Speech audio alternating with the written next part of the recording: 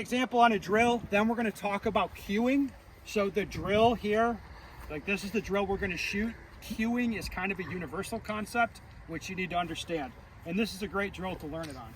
All right, so anyway, I'm going to make an example for you. This drill, we're going to work on dynamic shooting. I'm going to shoot 2 shots on each target from one side of the stick, 2 shots on each target from the other side of the stick, total of 8 shots. Normally, we'd look at this in a USPSA setting like this as a fault line. Like if you would fire a shot like that, we're going to hammer you with foot faults. I'd like you to try to observe the USPSA kind of foot fault thing, but that's not really the point of this. The point of this stick is to force you to move around. Is that clear for everybody? So it's like, don't get hung up on the foot fault thing. Just do your best with that. I'm focused on the shooting and the movement. Okay, so this is a drill where we work on dynamic shooting and stance. I'll start and I'll do it a few different ways and you'll see what I'm talking about.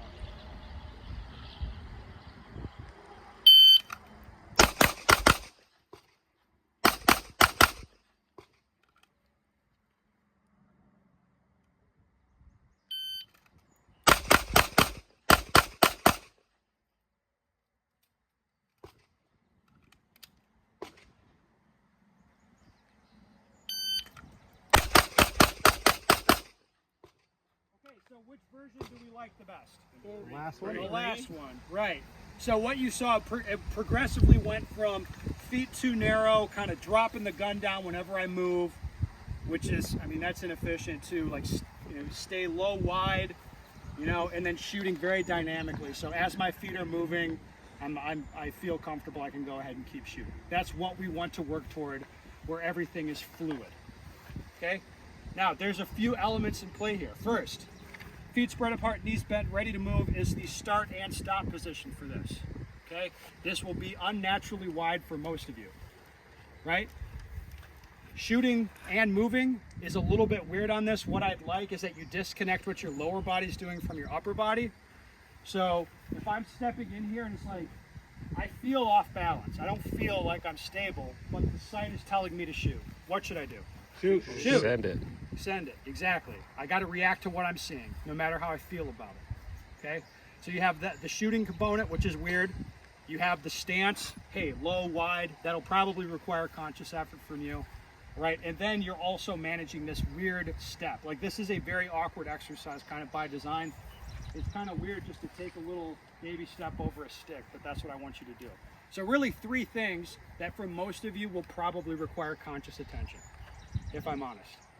How much conscious attention do you have to spread around? A lot.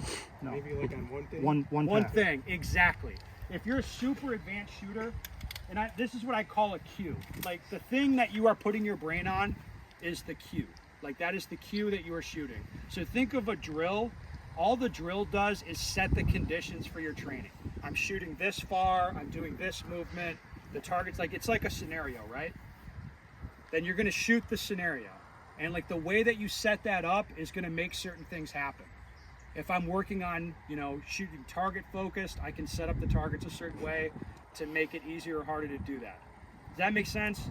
The drill just sets the condition. So in a sense, the drill is irrelevant.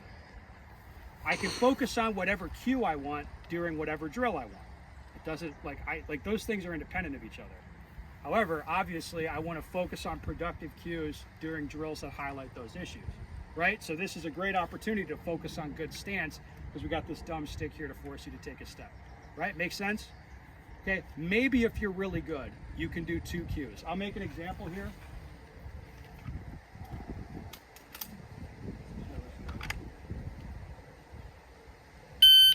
I did 2 cues there. All right? First cue, I'm just feeling for my thumb to touch the inside of the gun. As the gun comes up, I shifted my focus onto just relaxing my hand so I could run the trigger. 2 cues in one drill. Did it look like anything to you when you were watching it? No. No, it's all internal.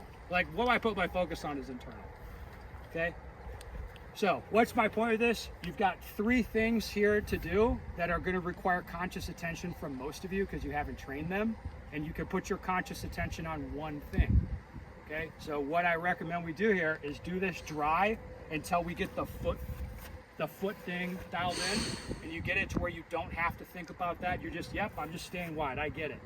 Then you start spending your bullets, and you'll put your focus on actually shooting the drill in a way that's a little bit uncomfortable, reacting to what you see, no matter how your feet feel. Does that make sense to everybody? So when you're doing your training, you're going to be focused on, you know, some set of cues that are designed to change your behavior. Right? Hey, make sure you look at the black spot when you're shooting. Hey, relax your hand. Hey, tense your hand.